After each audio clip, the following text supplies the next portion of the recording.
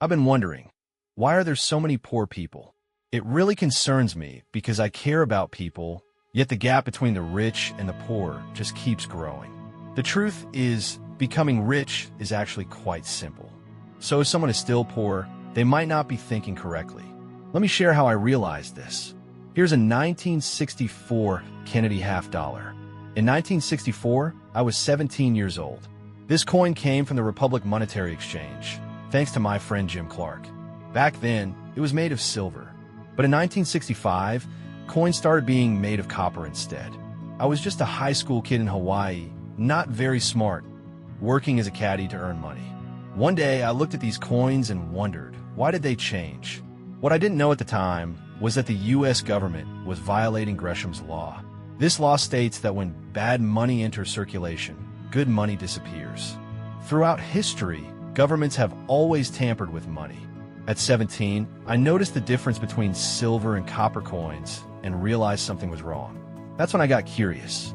After work, I would take my earnings, go to the bank, exchange them for rolls of coins, and sort through them. I kept the silver ones and returned copper ones. Over time, I built up a big stash of real silver coins. Even today, I demonstrate this principle in my talks.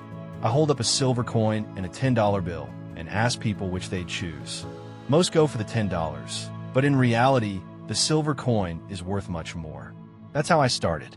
I didn't go to college or study finance. I was just interested.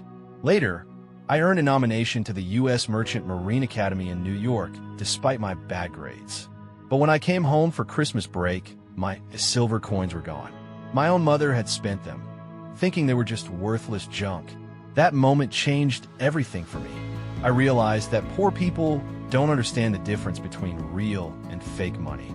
Many people say money is the root of all evil, but the truth is, understanding money is the key to wealth. While I was working hard to save silver, the value of money kept changing. Back then, silver was worth just 10 cents. Today, in November 2024, it's $35 an ounce. So, did silver become more valuable, or did the dollar lose value? The reality is the purchasing power of the dollar keeps decreasing. The reason the rich get richer and the poor stay poor is simple. Most people don't know what real money is. Right now, the U.S. government is printing $1 trillion in fake money every 90 days. Think about it. If you spent $1 every second, it would take over 31,000 years to spend $1 trillion.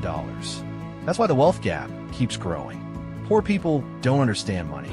They celebrate getting a pay raise, but their money buys less each year. The rich, on the other hand, acquire real assets like silver, gold, Bitcoin, and real estate. That's why my wealth increases while others struggle.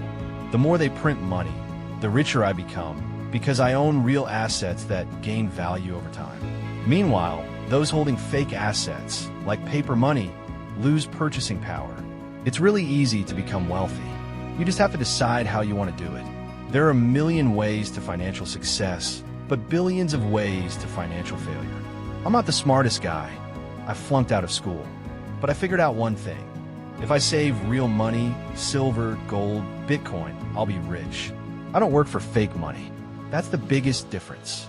No matter who is in power, Trump, Kamala, or anyone else, the problem remains. They print too much money. And when they do, the rich get richer, while the poor get poorer. So if you want to build wealth, invest in what you love. I love silver, gold, Bitcoin, and real estate. I don't care about stocks or bonds. I focus on what makes sense to me. And I don't waste time listening to so-called experts who don't own real assets themselves. If you want to learn the top 3 things schools should have taught you about money, but didn't, watch the next videos.